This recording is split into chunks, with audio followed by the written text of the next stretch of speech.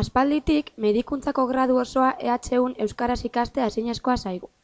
Hori dela eta, gure graduaren euskalduntze prozesuaren oztopoak azaltzen dituen sorgin gurpil bat deskribatu genuen. Alde batetik, mir azterketa daukagu.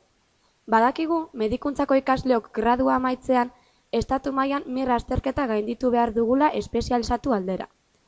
Azterketa hau guztiz zentralizatuta dago, eta gaztelera soilik burutu daiteke. Bestalde, euskarazko matrikulazioa unibertsitatean aipatuko dugu.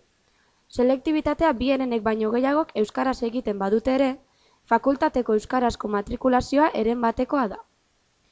Azkenik, irakaslego euskaldun urria daukagu. Ez digute gradu osoa euskaraz ikastea bermatzen, dirudienez, euskaraz irakatsiko diguten profesionalen falta dagoelako. Azken finean, osagai guztiek eragiten dute beste osagai bietan. Sorgin gurpilari bukaera emateko,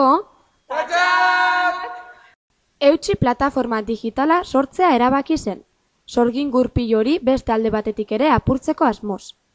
Plataformaren barruan, medikuntzako graduak eskaintzen dituen eskolen eta praktiken apunteak daude bilduta. Hau da, medikuntzako gradu osoan zehar jasotako jakintza guztiak. Beraz, zein da guzti honen helburua?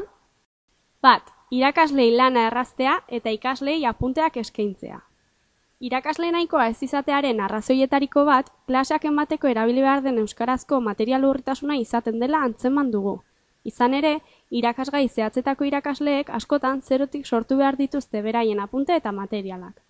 Honek, lan handia suposatzen duenez, eta askotan irakasleek ez duten ez denbora nahiko izaten material berri hori sortu eta prestatzeko, euskaraz ikasteari uko egiten diete. 2.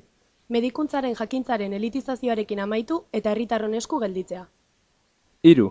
Fakultatean lantzen ez diren eduki alternatiboak landu eta edukiekiko kritikotasuna edukitzea. Zelan erabili behar da plataforma? Lehenengo eta behin, email bat idatzi pantailan bertan ikusten duzuen helbide elektronikora. Behin hau eginda, link bat edukiko duen korreo bat iritsiko zaizu.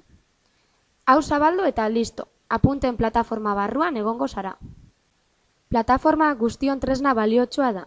Guztion apunteak daude bertan, eta bizirik mantentzea nahi dugu. Hau da, denon artean pixkanaka elikatzen joatea. Akatsak egon daitezke, eta hobekuntza asko egiteke daude oraindik.